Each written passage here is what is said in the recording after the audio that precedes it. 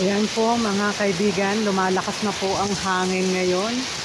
Alas 11 po ng umaga. Ayan, biglang-bigla dumarating na po ang hangin.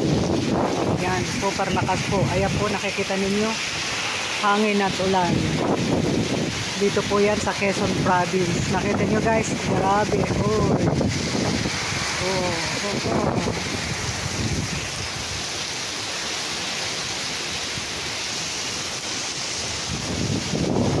Dito lang yan guys, dito sa harap ng balkon ko.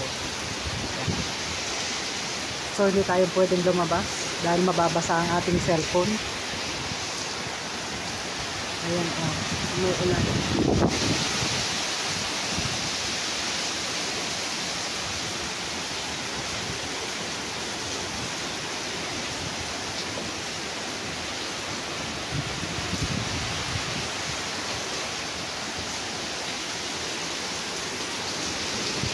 Mahirap. Oh my God.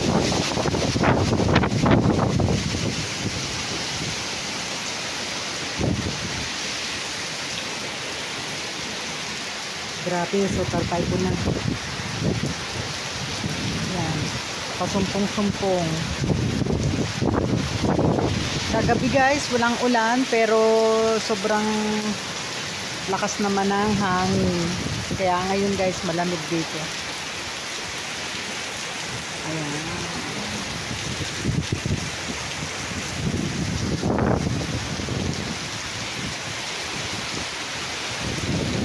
Kaya asahan po natin ang pagbaha sa iba't ibang bahagi ng Pilipinas kapag po umuulan at bumabagyo. Ayan guys.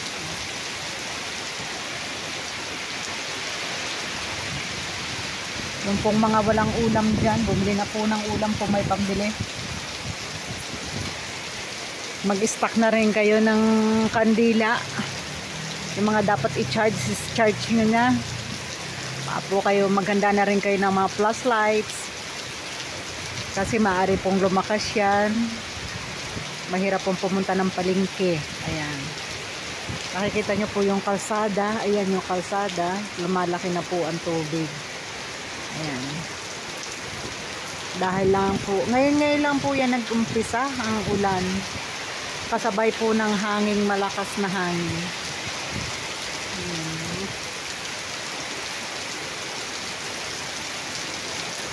Naghihintay po kasi ako ng Senate hearing pero parang walang Senate hearing para pong na-postpone baka dahil dito sa bagyong ito. Sarap sana kasi nasa bahay habang nanonood kasi nga may bagyo. Huwag sanang mawala ng kuryente. Yan guys.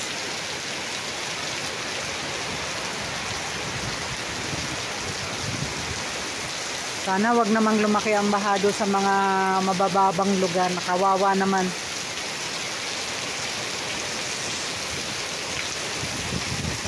Mag-load na din po kayo sa inyong mga cellphone at baka mamaya ay mawala din ang internet kapag nawala ang kuryente.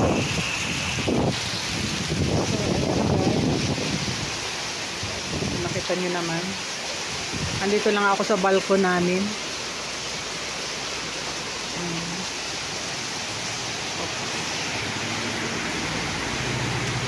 Nagde-deliver pa din ng buhangin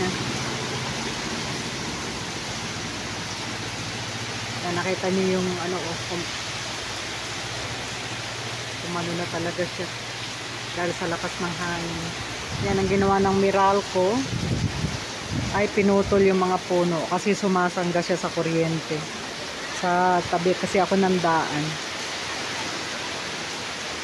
Ayan nakikita niyo yung daan. Ayan yung daan kalsada, ang laki na ng tubig. Ang mga puno ng nyug, ayan.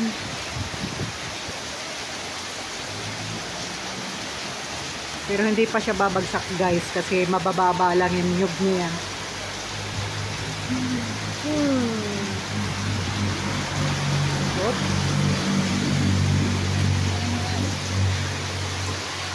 Kita nyo, ang lakas ng agos. Lakas ng agos guys. Kalsada pa lang yan Hindi pa yan ilog. Ayan guys, at mamaya i-update ko uli kayo sa kalagayan ng aming panahon, ng ating panahon pala. Sorry. See you later again guys.